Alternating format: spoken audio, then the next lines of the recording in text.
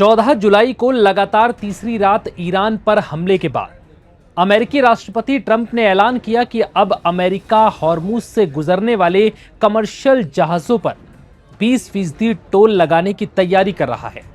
बदले में अमेरिका ईरानी हमलों और किसी भी तरह के खतरे से इन जहाजों को बचाएगा। ट्रंप ने यह फैसला ऐसे वक्त पर लिया जब खबरें सामने आ रही हैं कि ईरान हॉर्मुज में कई जहाजों को निशाना बना रहा है और उन पर हमले कर रहा है, जिसके बाद ट्रंप ने इस सुरक्षा का हवाला देते हुए बदले में मुआवजे के तौर पर 20% टोल वसूली की बात कही। अब ट्रंप की इस अवैध वसूली पर ब्राजील के राष्ट्रपति लूला डा सिल्वा भड़क उठे। उन्होंने ट्रंप के इस कदम को समुद्री डकैती करार दिया। लूला ने ट्रंप पर तंज कसते हुए कहा, पुराने समय में इस चीज को डकैती कहा जाता था। अमेरिका को एक अंतर्राष्ट्रीय जलमार्ग के जरिए होने वाले ट्रांसपोर्टेशन के लिए पैसे मांगने का कोई हक नहीं।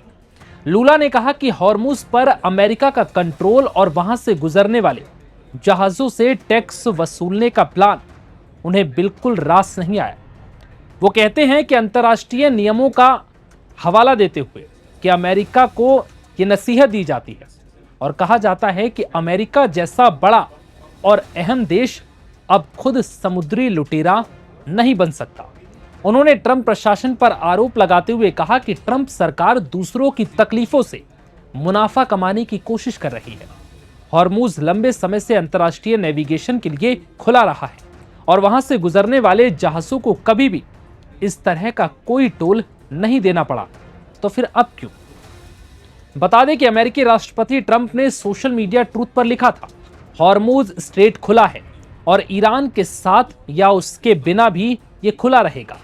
हम द ईरानी ब्लॉकेड को फिर से शुरू कर रहे हैं, जिसका नाम इसलिए रखा गया है क्योंकि ये सिर्फ ईरान के जहाजों या कस्टमर्स को अंदर आने या बाहर जाने से रोक रहा है।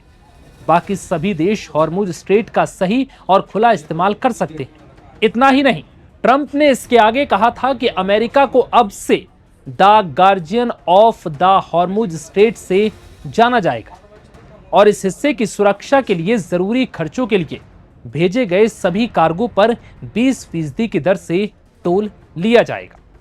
बता दें कि 14 जुलाई को अमेरिका ने लगातार तीसरी रात ईरान पर ताबड़तोड़ हमले किए। इस दौरान ईरान के बंदर अब्बास, कीश द्वीप, केशम, अबू मूसा द्वीप, बुशहर और मह शहर को निशाना बनाया गया। सेंटकॉम के मुताबिक भारतीय समयानुसार 14 जुलाई की रात 2:15 पर यह हमले शुरू हुए। इस दौरान ईरान के कई सैन्य ठिकानों और तटीय क्षेत्रों पर करीब 5 घंटे बमबारी की गई। वहीं ईरान ने भी अमेरिकी हमलों के बाद जोरदार पलटवार किया। IRGC का दावा है कि उसने बहरीन के अल जुफेर सैन्य अड्डे और अमेरिकी 5th फ्लीट के ठिकानों पर मिसाइलें और ड्रोन से हमले किए। साथ ही जॉर्डन के एक एयरबेस और मौजूद फ्लीट के ठिकानों पर भी मिसाइल और ड्रोन अटैक किया। इसी दौरान ईरान ने हॉर्मुज स्ट्रेट में सोमवार देर रात UAE के 2 तेल टैंकरों MT अल बहिया और MT मोम्बासा पर क्रूज मिसाइलों से हमला किया, जिसमें एक भारतीय की मौत हो गई। विदेश मंत्रालय ने कहा है कि दोनों जहाजों में 46 क्रू मेंबर थे, जिनमें कुल 30 भारतीय थे। मंत्रालय के मुताबिक MT अल बहिया पर सवार 12 भारतीयों में से एक की मौत हो गई, जबकि कई अन्य घायल हैं। वहीं MT मोम्बासा पर मौजूद 18 भारतीयों में से 9 घायल हैं। इनमें 2 की हालत गंभीर बताई गई।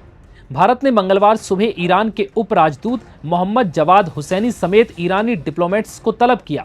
विदेश मंत्रालय ने घटना पर गंभीर चिंता जताई और ईरानी मिशन से जवाब भी मांगा।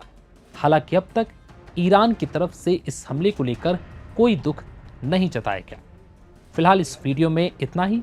हम फिर से हाजिर होंगे किसी नई खबर के साथ। तब तक के लिए इजाजत दीजिए। नमस्कार।